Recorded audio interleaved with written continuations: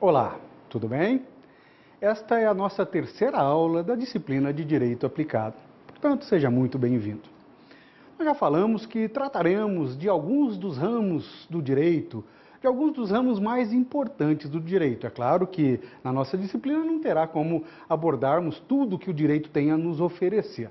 Mas sim, na medida do possível, nós vamos falar dos seus conteúdos mais importantes. E no encontro de hoje, o que será que está reservado? Vamos à tela, vamos ver. Direito empresarial. Direito empresarial, certamente você já tem uma noção do direito empresarial, será que não? Já ouviu falar do direito empresarial? O que será que trata ou do que trata o direito empresarial? Trata do empresário? Trata da empresa? Trata dos negócios do empresário, dos contratos? Me parece razoável pensar que todos esses conteúdos fazem parte das tratativas do direito empresarial. Esses e outros assuntos, então, serão tratados no nosso encontro de hoje.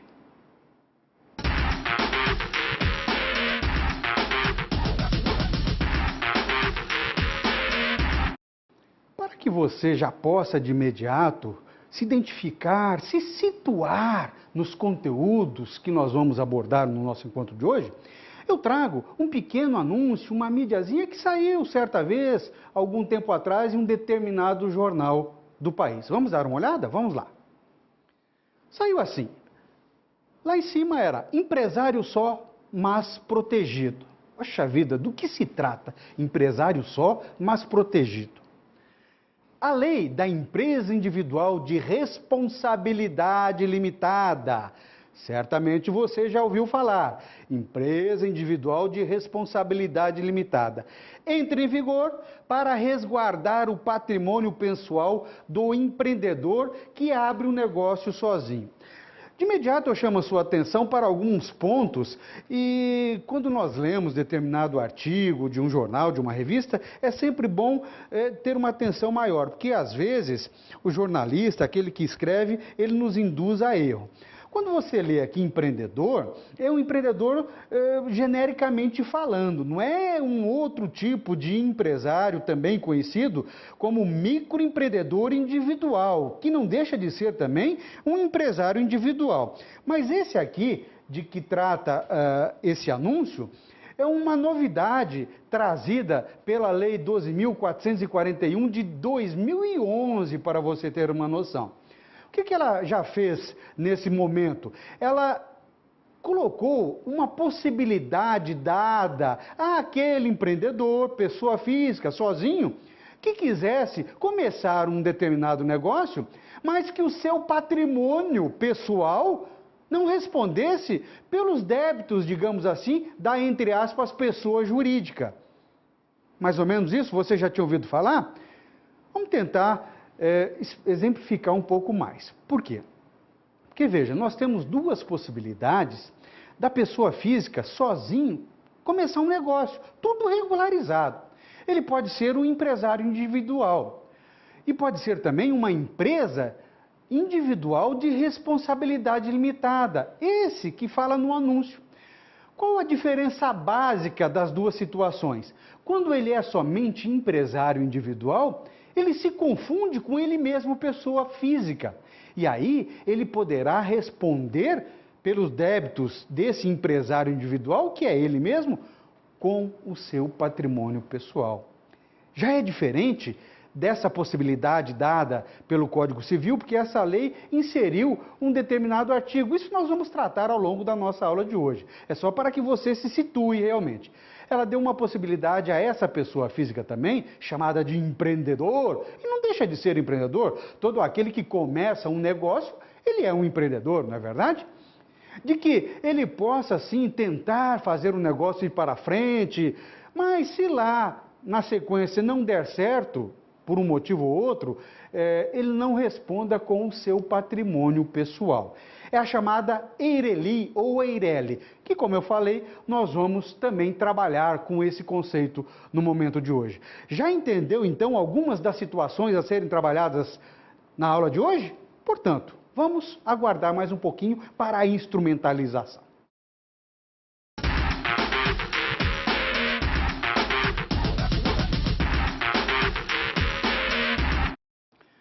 tema da aula de hoje é direito empresarial. Mas você já está se perguntando, poxa vida, será que direito empresarial é a mesma coisa que direito comercial? Então eu lanço essa pergunta a você. Direito empresarial e direito comercial é a mesma coisa ou seriam ramos do direito distintos? O direito empresarial, por exemplo, trataria das coisas do empresário, da empresa? Pode ser, você me diz. E o direito comercial trata do quê? Das relações jurídicas do comerciante? Eu posso entender dessa forma?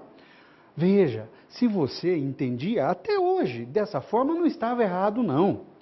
Por quê? Porque esse direito comercial existia, hoje já não existe mais, hoje já tem uma outra tratativa que nós vamos ver a partir desse momento. A nomenclatura mais saudável, mais recomendável para tratar desse direito hoje é direito empresarial. E você já vai saber por quê. Vamos à tela. Direito empresarial. O Código Civil Brasileiro é esse que foi regulamentado pela Lei 10.406 de 2002, que entrou em vigor em janeiro de 2003, ou seja, ficou um ano na vacância, vamos dizer assim, para que ele pudesse entrar em vigor. Ele trouxe profundas mudanças, eu diria profundas mesmo, no direito de empresas e na regulamentação das sociedades em geral, inclusive os seus tipos societários. Criou determinados tipos societários, sociedades empresariais, por exemplo, que não existiam antes, tirou algumas que já existiam. Vamos pensar assim, você se lembra da Sociedade Civil Limitada? Era mais ou menos assim, S/C Limitada, SC Limitada? Lembrou-se? Claro. Então você não é tão jovem assim. Você já ouviu falar da Sociedade Simples? S/S Limitada? Sociedade Simples? Veja, a Sociedade Simples, em tese, ela veio no lugar da antiga Sociedade Civil Limitada. Essa Sociedade Civil Limitada já não existe mais. Isso é um dos exemplos das nomenclaturas e das novas sociedades que existem hoje. Mas esse Código Civil, dando uma nova tratativa ao direito de empresa, ele veio justamente para acabar com aquela conceituação que nós tínhamos antes. Conceituação, inclusive, no que era empresa, no que era empresário. Situações que hoje nós ainda podemos pensar como antigamente, mas que já não são mais assim. Vamos ver, vamos ao quadro novamente. Foi empregada a palavra empresa no sentido de atividade desenvolvida pelos indivíduos ou pelas sociedades a fim de promover a produção e a circulação de riquezas. Mais uma pergunta a você, e eu já lhe disse outras vezes, eu sou muito mais perguntador do que você mesmo. Já notou isso? Mas se você quiser, pergunte também, por favor. Na tua cabeça, o que é empresa? Se você fosse conceituar e me dizer agora, o que é empresa? Diga lá. É uma organização? É onde o empresário trabalha? É um local? Vamos dizer assim? Será que é? Tudo isso nós pensávamos ser até então. A partir do Código Civil, e já desde 2003 ele está em vigor.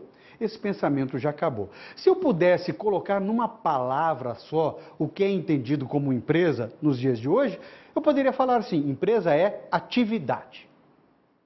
Mas vamos melhorar um pouquinho esse conceito. É claro que o Código Civil ele não conceitua a empresa. Nós vamos retirar essa conceituação do próprio conceito de empresário, que já já a gente verifica. Mas a empresa, ela é atividade, mas uma atividade um pouquinho melhorada, não é uma atividade qualquer.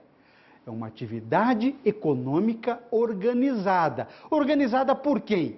Pelo empresário. Para quê? Para produzir ou fazer circular bens e serviços. Isso é o que significa o empresário também. Então veja, essa teoria de empresa adotada pelo Código Civil de 2002 veio, de certa forma, revogar todo aquele pensamento que nós tínhamos e era adotado pelo Código Comercial de antigamente. uma lei de 1950. Esse novo Código Civil, nesse parâmetro, nesse capítulo do direito de empresa, revogou o Código Comercial até então em vigor. E esse Código Comercial, como o próprio nome diz, ele dava as tratativas, ele regulava e regulamentava o chamado direito comercial, mas basicamente endereçado a quem? Ao comerciante, claro, você tinha razão, ao comerciante. Nos dias de hoje, será que só o comerciante, ou será que o comerciante também pode ser chamado de empresário? Ou empresário é alguma coisa um pouco maior, é o dono da empresa? Empresário é o dono da empresa? Será que empresário é aquele que tem o maior número de cotas em determinada empresa? Esse é chamado de empresário? Você já pensou para raciocinar sobre isso? Pense um minutinho sobre o que é empresário e eu chamo você à tela para saber se o que você pensa é o que a lei determina. Vamos ver. Empresário. Está lá no Código Civil, na Lei 10.406 de 2002. Fala, em outras palavras, que o empresário é quem exerce como profissão atividade econômica organizada para produzir ou fazer circular bens ou serviços. Novamente aqui, ó, atividade econômica organizada para produzir ou fazer circular bens ou serviços. E o que você pensa então de empresário?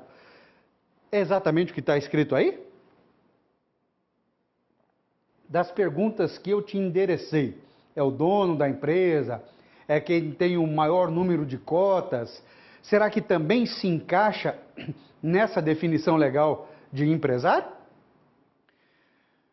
Veja, com essa mentalidade nova, adotando a teoria de empresas, nós podemos pensar que o empresário pode ser praticamente todo mundo que tem uma atividade econômica organizada.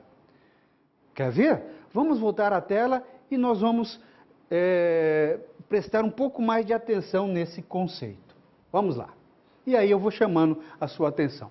Quem exerce como profissão. Isso aqui é importantíssimo nós destacarmos. Essa pessoa chamada de empresário tem que ter isso como profissão, tá? Tudo isso aqui, atividade econômica organizada, nós vamos chamar então do que mesmo? Claro, de empresa. Isso aqui é empresa. Então, em outras palavras, quem exerce como profissão uma empresa que faça o quê? Que produza. Uma empresa que produza. Diga para mim, uma empresa que produza, ela é chamada comumente no nosso dia a dia? Quem produz? Claro, perfeito, a indústria. Quem produz, não é a indústria? Então, o industriário é aquele que trabalha para o empresário. O empresário é chamado de industrial, perfeito. Esse é chamado de empresário? É chamado de empresário, porque ele explora uma atividade que produz. Somente ele? Não, vamos voltar, vamos lá. Ou fazer circular.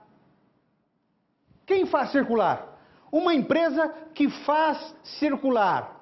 Bens, por exemplo. Quem faz circular? Claro, o comércio faz circular.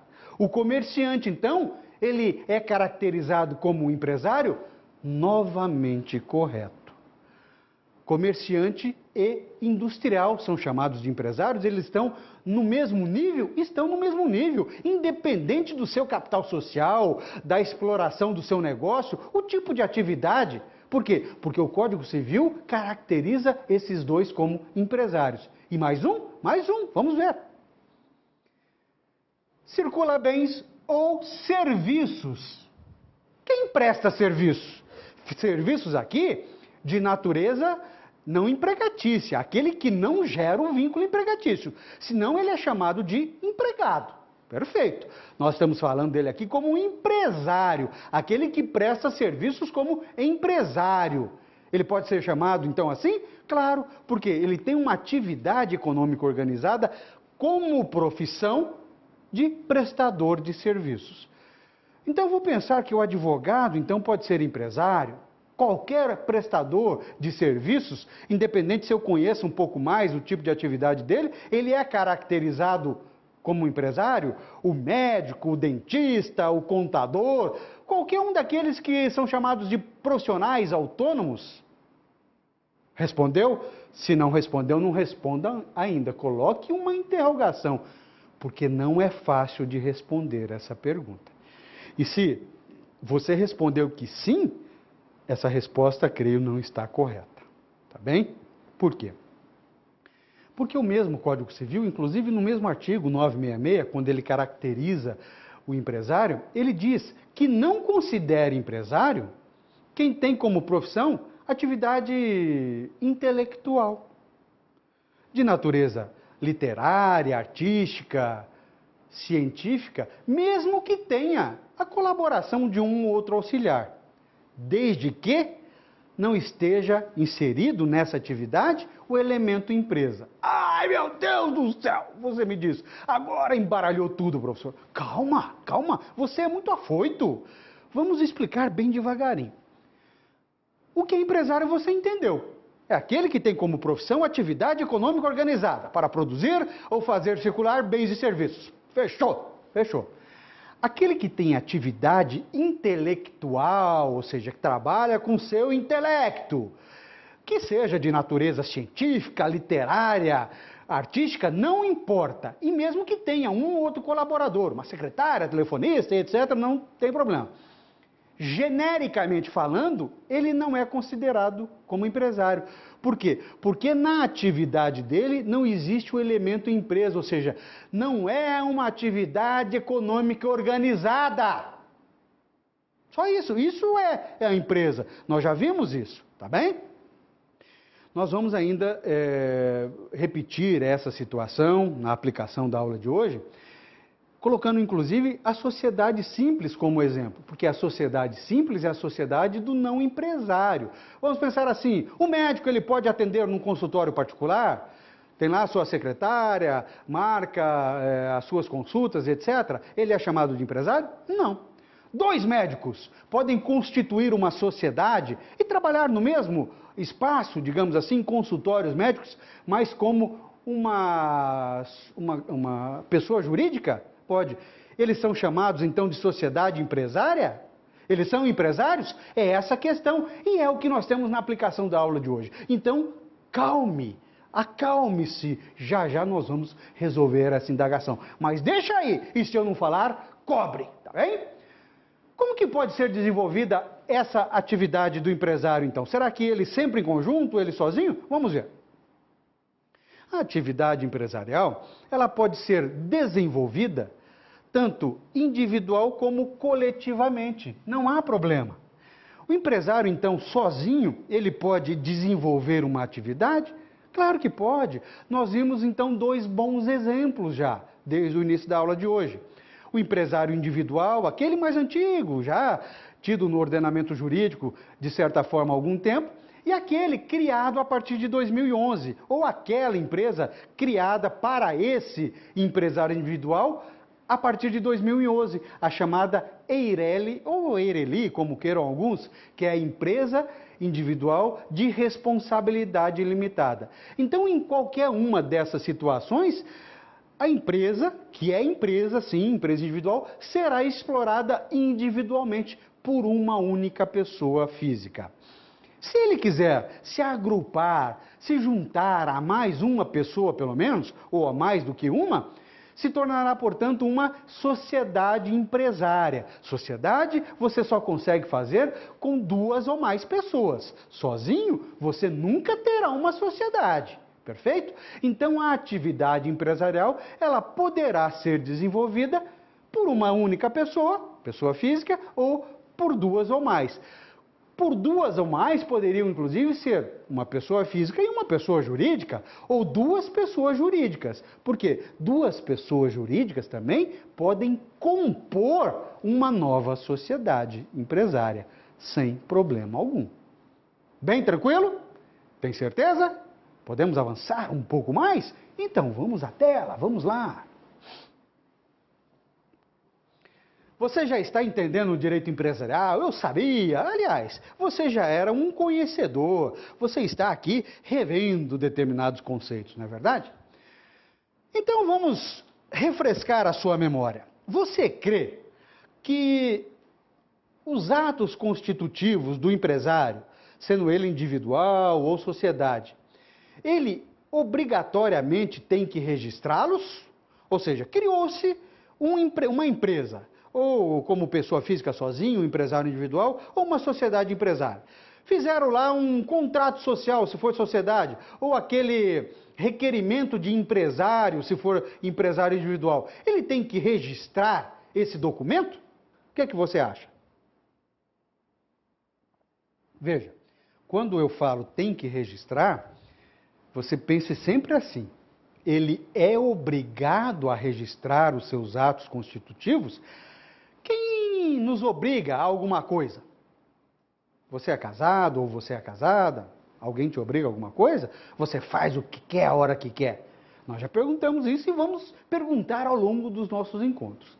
A única coisa que nos obriga a fazer ou deixar de fazer alguma coisa é a lei. Perfeito? A lei, portanto, obriga o empresário a registrar os seus atos constitutivos? Obriga. É uma das obrigações do empresário. Está lá no mesmo Código Civil, no direito de empresa. Mas veja, por mais que tenha essa obrigatoriedade em lei, a mesma lei ela não determina, pelo menos diretamente, nenhuma sanção. Veja assim, o empresário que não registrar o seu ato constitutivo terá uma multa diária, mensal, semanal de tantos reais. Não fala assim. Mas é claro, terá inúmeras sanções indiretas. Aliás, na aula de hoje nós vamos verificar algumas delas, mas a obrigatoriedade existe.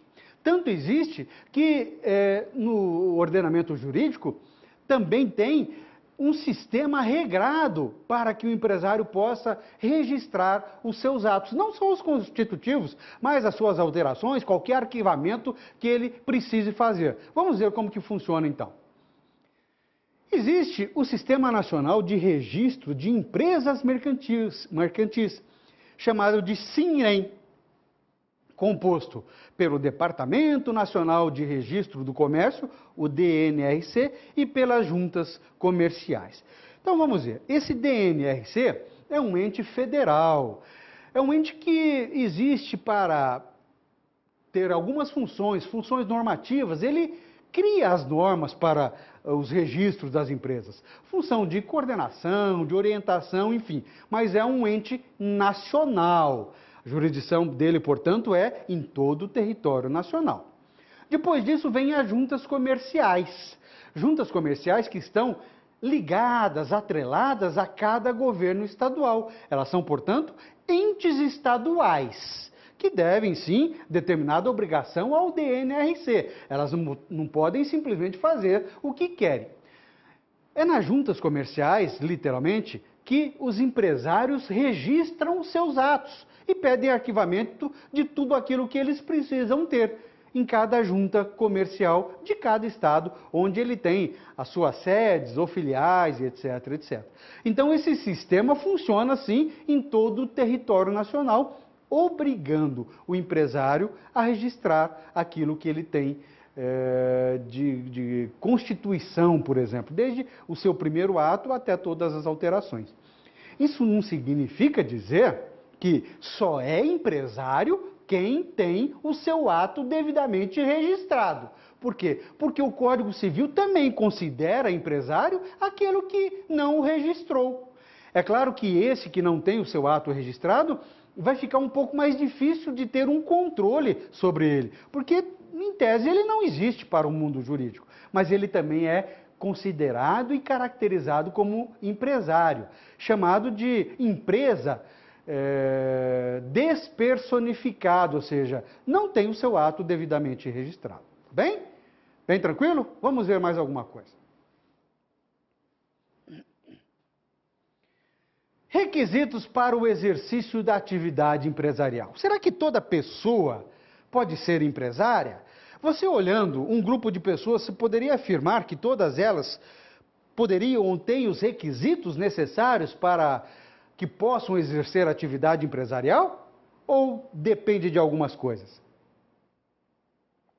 Depende, não é verdade? O Código Civil, ele diz assim, que para exercer uma atividade empresarial, a pessoa ela deve ter a capacidade civil e a capacidade empresarial. Poxa vida, como que é isso? Calma, vamos lá.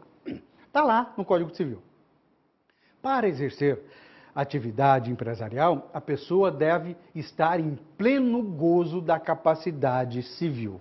Em pleno gozo da capacidade civil. Capacidade civil que nós já estudamos em um outro momento, mas somente para relembrar. Todos são capazes de direitos e obrigações na esfera civil. Está lá já no artigo 1º do Código Civil. Mas às vezes, essa pessoa que é capaz de direitos e obrigações, ela não pode exercê-los pessoalmente. Perfeito! E aí vem o artigo 3º e 4º do Código Civil, delimitando as chamadas incapacidades. Incapacidade absoluta e incapacidade relativa. Lembrou-se? Claro, claro que sim. Então, se alguma pessoa estiver dentro desses rolos, ela não está com a sua capacidade civil plena. Então, ela não poderá exercer a atividade empresarial. Isso é regra. Mas será que poderia ser sócia de uma sociedade empresária? Veja, nós estamos falando em ter aquilo como profissão. Somente assim é caracterizado como empresário. Não é isso? Agora, ser sócio de uma sociedade empresária, será que pode? Não há óbice nenhum. Tá bem? O que ela não pode é ser empresária, ter aquilo como profissão. Vamos já melhorar. Ela não pode ser administradora daquela sociedade. Por quê? Porque somente assim ela terá aquela atividade como profissão, tá bem? Ser sócia não há problema nenhum. E outras pessoas, será que estariam proibidas ou impedidas de exercer atividade empresarial? Vamos ver. Parece razoável pensar que sim. Alguns proibidos ou impedidos de exercer essa atividade empresarial. Funcionários públicos em geral. Os militares, os falidos, por que será que eles são proibidos? Parece que já passaram por ali e a coisa não deu certo. Os auxiliares do empresário, auxiliares determinados pela legislação, os leiloeiros, os corretores, os despachantes aduaneiros, entre outros, esses aqui, inclusive, devem ter o seu registro na própria junta comercial e eles estão impedidos de exercerem a atividade empresarial. Agora, funcionários públicos, de maneira geral, eles não podem, novamente, exercer atividade empresarial, ou seja, ter aquela atividade como profissão. Mas eles poderiam ser sócios de alguma sociedade? Não há óbice legal nenhum. Talvez haja um certo constrangimento se, por exemplo, um determinado funcionário público de uma prefeitura, ele tem uma pessoa jurídica, com um cunhado, com uma irmã, com alguém. Tá bem, sem problema nenhum. Mas aí ele participa de uma determinada licitação feita pelo município e vai prestar serviços ou vender bens para aquele município. Será que aí não há um choque de vontades, de desejos e etc? Me parece que sim. Aí não seria razoável, mesmo que, legalmente falando, não haja óbice nenhum, ok? São algumas situações, mas podemos encontrar certamente outras. Em relação aos impedimentos, podemos ficar por aqui, mas ainda tem mais alguma coisa a ser estudada. Vamos lá, vamos à tela. Estabelecimento comercial. Veja, nós trabalhamos com dois dos maiores institutos do direito empresarial, a empresa e o empresário. Vamos trabalhar com o terceiro, que também é muito importante. O estabelecimento comercial. É todo o complexo de bens corpóreos e incorpóreos organizado para o exercício da empresa por empresário ou sociedade empresária. Ou seja, é tudo aquilo que o empresário tem à sua disposição para melhor exercer essa atividade. Os bens corpóreos, também chamados de tangíveis, são aqueles palpáveis, aquilo que você pode pegar, digamos assim. É o computador, a mesa, a cadeira, o estoque, tudo isso é bem corpóreo. Tem valor? É mensurável? Claro, claro que é. E os bens incorpóreos também fazem parte desse estabelecimento comercial? Fazem parte, às vezes, são o que representa o maior valor para o empresário. Aquele bem incorpóreo, que é intangível, que não pode ser pego. Vamos ver? Bens incorpóreos. Nós colocamos aqui o crédito, o aviamento, o ponto comercial e a propriedade industrial.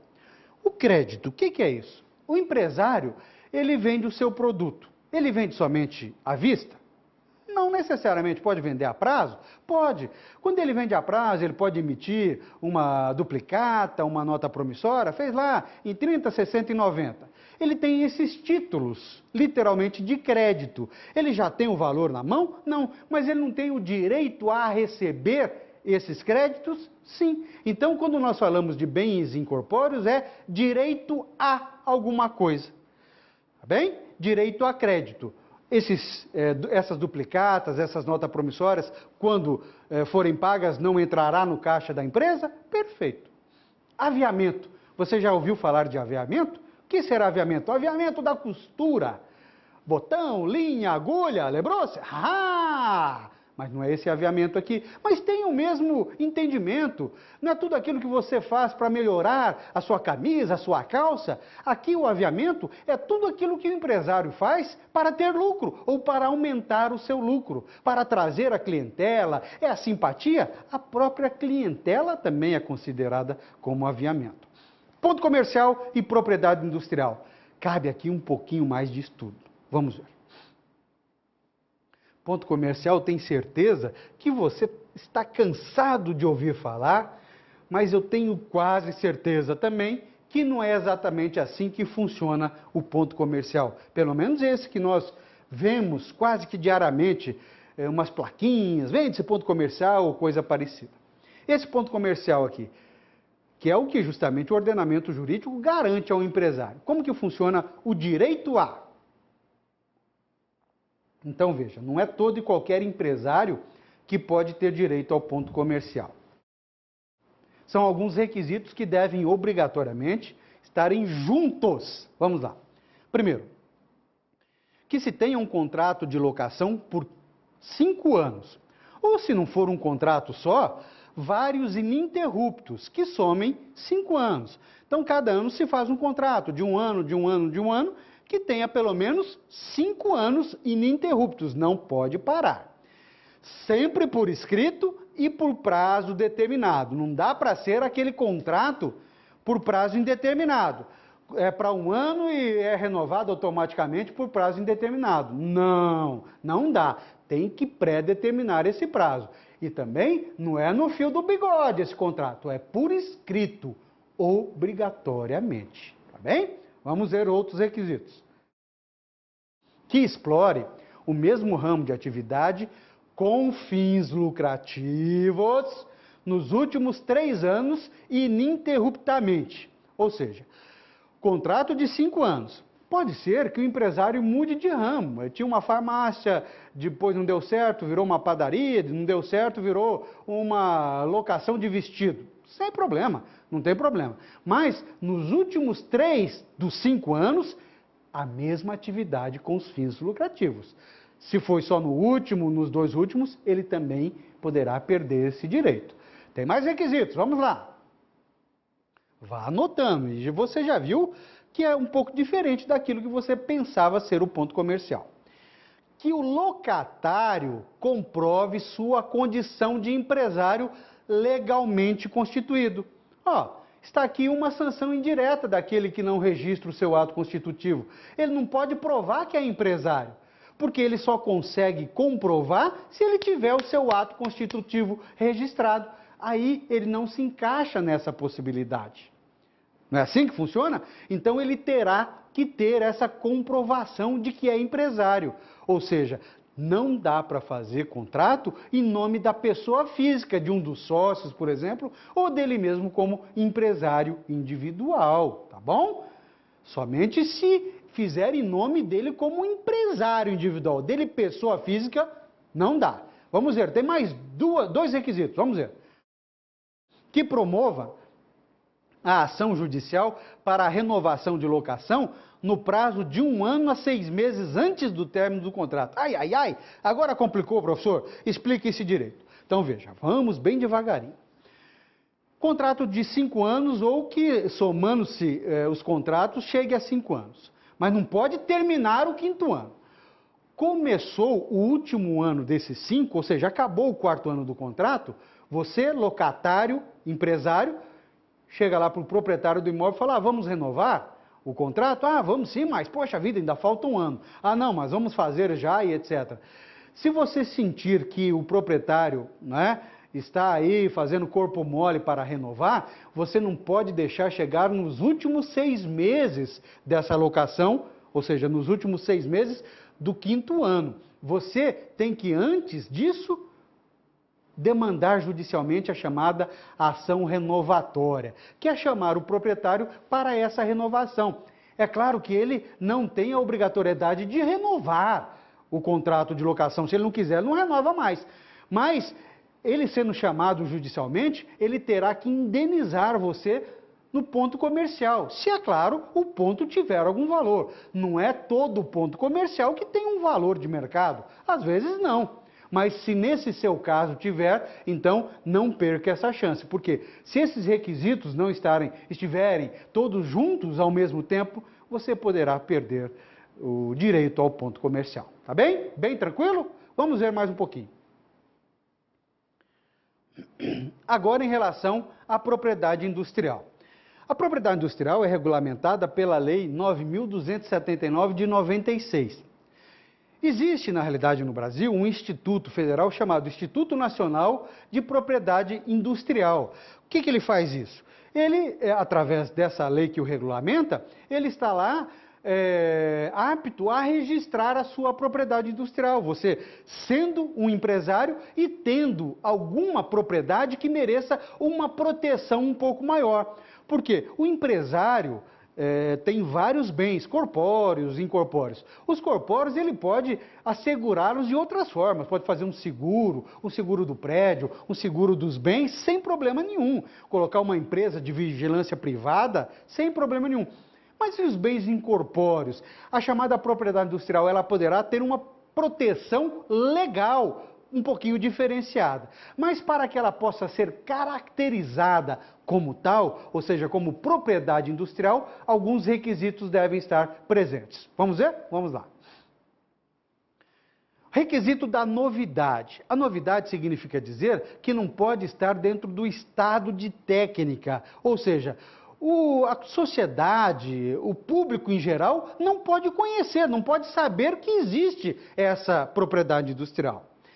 Ela deve ser original, ou seja, essa capacidade inventiva, ela não deve ser um simples desmembramento de um estado de técnica, ou seja, de alguma coisa que já existe, e aí mudou um pouquinho e continua. Ela tem que ser realmente original. E a industriabilidade. Esse requisito significa dizer que ou esse bem incorpóreo serve diretamente para a indústria, ou ele pode ser industrializado.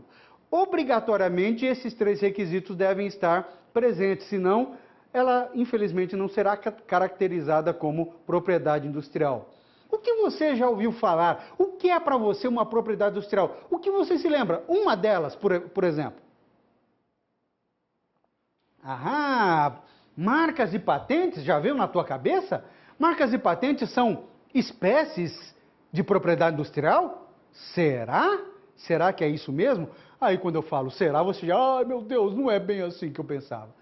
Calma, vamos lá, vamos estudar. Essa aula de direito aplicado, ela vem bem justamente para que aqueles conceitos que nós tínhamos antigamente, ou eles possam ser reiterados, ou pelo menos corrigidos, não é verdade? Então vamos lá. Essa lei da propriedade industrial, ela determina quais são os tipos ou as espécies de propriedade industrial, se atenderem todos aqueles requisitos. Então nós podemos encontrar a invenção, o modelo de utilidade, o desenho industrial e a marca. Então veja, a marca é uma das espécies de propriedade industrial que nós podemos encontrar. A marca é uma das espécies de propriedade industrial. Nós ainda não falamos em patente. Então a patente é uma espécie de propriedade industrial? Não vejo assim. Por mais que muita gente fale marcas e patentes. No meu humilde pensamento, ou no meu humilde pensar, eu entendo que a marca é uma espécie de propriedade industrial. A patente não. E o que é a patente então, professor? Calma, vamos ver, vamos lá. A patente não deixa de ser um tipo de proteção que determinadas espécies de propriedade industrial podem ter. A patente ou o registro. Então, a invenção e o modelo de utilidade, eles são passíveis de patentes. O desenho industrial e a marca são passíveis de registros. Então, há sim uma diferença. A patente é um tipo de proteção que determinadas propriedades industriais podem ter. E o registro é um tipo de proteção também. Cada um com os seus requisitos, com a sua utilidade e com o seu tempo de vida, por assim dizer, ou de proteção, tá bem? Não era bem assim que você pensava, não é verdade? Claro, eu tinha certeza disso, mas ainda tem mais um pouquinho, vamos ver. Prazos. Nós falamos que cada um tem o seu tempo de vida, o tempo útil, digamos assim. Vamos lá. Aquelas propriedades passíveis de patente, que são a invenção e o modelo de utilidade, infelizmente elas têm um tempo pré-determinado e depois disso elas caem em domínio público. É assim mesmo o termo, caem em domínio público, ou seja, o público em geral pode saber do que se trata aquela invenção ou aquele modelo de utilidade. E o tempo para isso? A invenção tem um prazo de proteção de 20 anos. O modelo de utilidade tem um prazo de proteção de 15 anos. Depois disso, como eu disse, cai em domínio público. Já as propriedades industriais passíveis de registro, elas têm um prazo de proteção um pouco menor, pelo menos diretamente, mas passíveis de prorrogações. O desenho industrial, por exemplo, ele tem um prazo inicial de proteção de 10 anos, prorrogáveis por mais 3 vezes de 5 anos cada uma. Cada uma prorrogação, né? Então, se nós formarmos 3 vezes 5, dá 15 mais 10, 25. Tem um prazo de 25 anos. E a marca?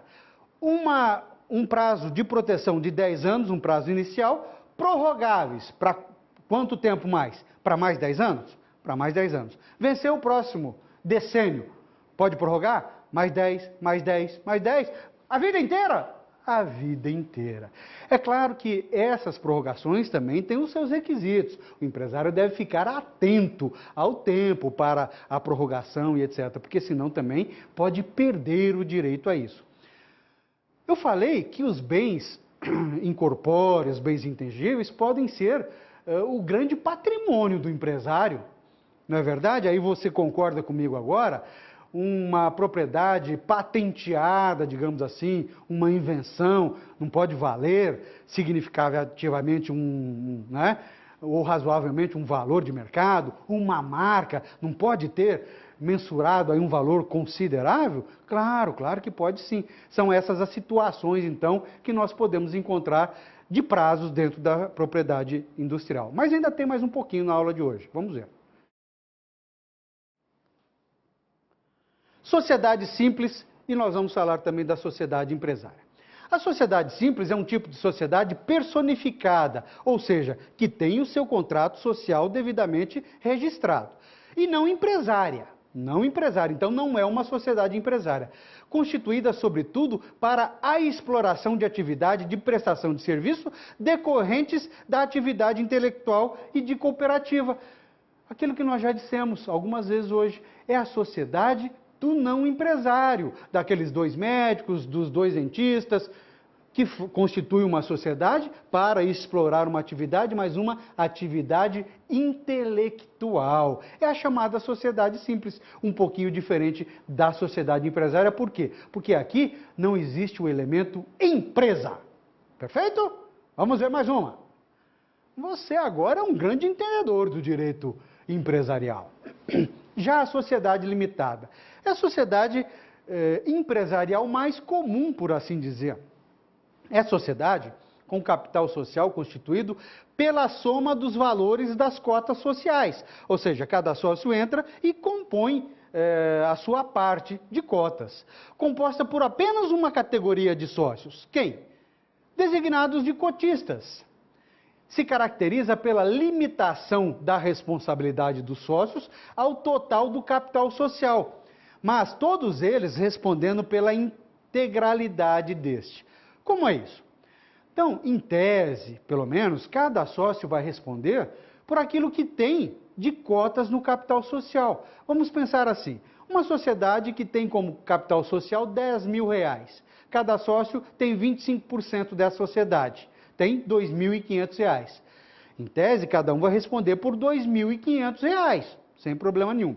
Agora, cada sócio desse, quando subscreveu, ou seja, prometeu que ia colocar aquele determinado valor na sociedade, tem que fazê-lo isso na sequência. Como? Tem que fazer isso integralizando, tirando do seu patrimônio pessoal, tirando do seu bolso e colocando no patrimônio social da sociedade. Aquele que não fizer isso poderá ser penalizado de uma forma ou outra pela sociedade, dependendo do que rege o contrato social. Mas o terceiro, o fornecedor dessa sociedade, não tem nada a ver com isso. E todos os outros respondem pela integralização desse capital que não foi integralizado por aquele sócio chamado de sócio remisso. O nome é feio, mas é o que a legislação determina para esse sócio que não integralizou, não cumpriu com o que prometeu, digamos assim, o sócio remisso. Então todos os outros têm a mesma obrigação de integralizar o capital social. Tá bem? Essas são então as duas sociedades, pelo menos as duas maiores sociedades que o nosso Código Civil determina. As maiores regras, digamos assim, e vamos pensar, são as duas maiores sociedades, uma do não empresário, a sociedade simples, e a sociedade limitada, o que nós vemos por aí comumente. Além, é claro, da sociedade anônima, aquelas que têm, por assim dizer, um patrimônio um pouco maior. Mas, em relação ao conteúdo do direito empresarial, eu creio que nesse momento fica de bom tamanho para o seu entendimento.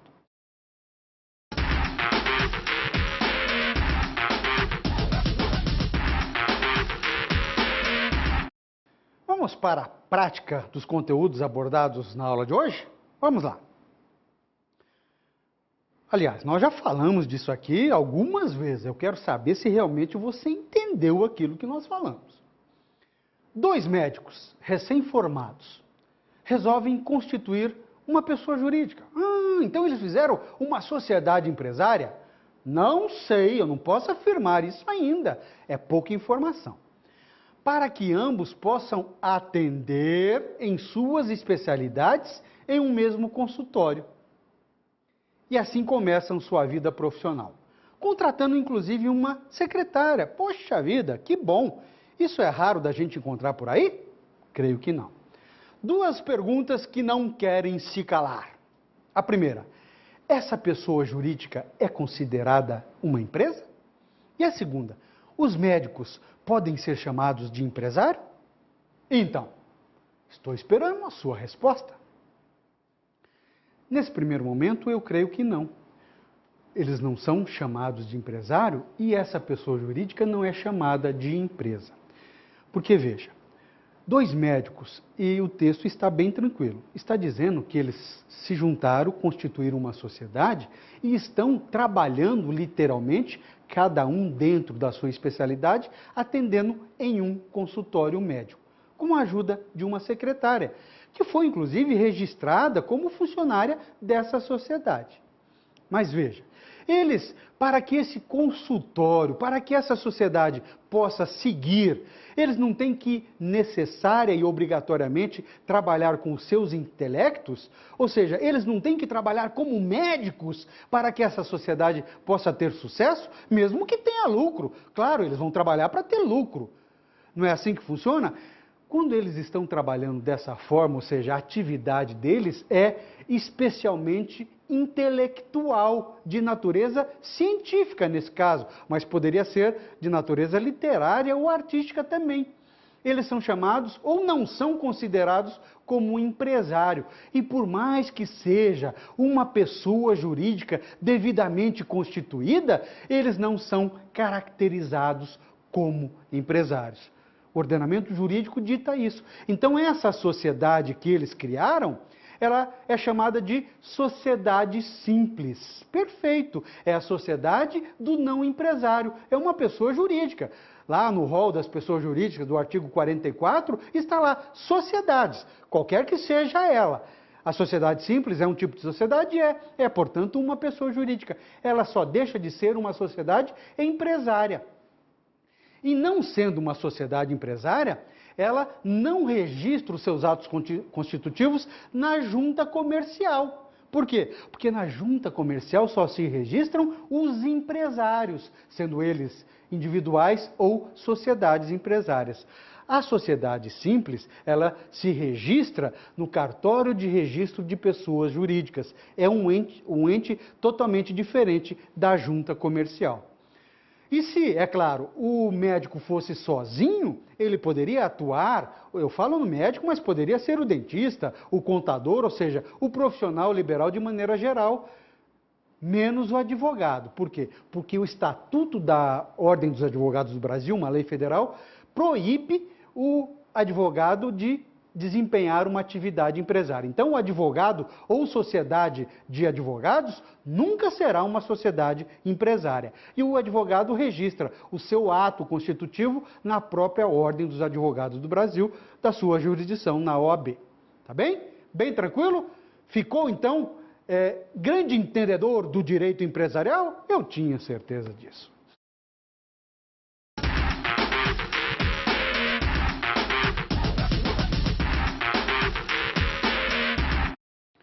Vamos traçar em miúdos tudo aquilo que nós vimos na aula de hoje? Fazer uma síntese? Então vamos à tela.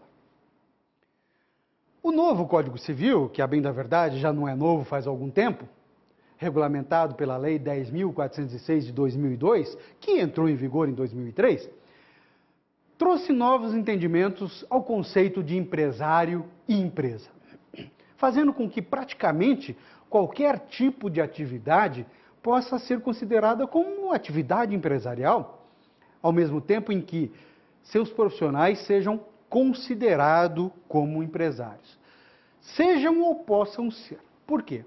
Nós vimos que o Código Civil, ele adota, portanto, a teoria de empresa, chamando de maneira geral todos, não é, aqueles que desenvolvam determinada atividade econômica profissional, ou seja, como profissão, a serem empresários e ajudar o próprio Estado a desempenhar as suas funções. E ele determina, ele caracteriza o empresário, ou seja, ele define quem ele considera empresário. É aquele que exerce como profissão atividade econômica organizada para produzir ou fazer circular bens e serviços. Ao mesmo tempo em que ele também determina no parágrafo único do artigo 966 quem ele não considera empresário, aquele que tem como profissão uma profissão intelectual, de natureza científica, literária ou artística, desde que não esteja presente o elemento empresa. Dentro disso, resolve-se todo o direito empresarial, ou seja, nós já sabemos quem é o empresário, nós já sabemos quem é a empresa e nós sabemos quem não é considerado empresário. Foi tudo isso que nós vimos na aula de hoje. Infelizmente, chegamos ao fim de nosso encontro, mas espero vê-lo no próximo. Até lá!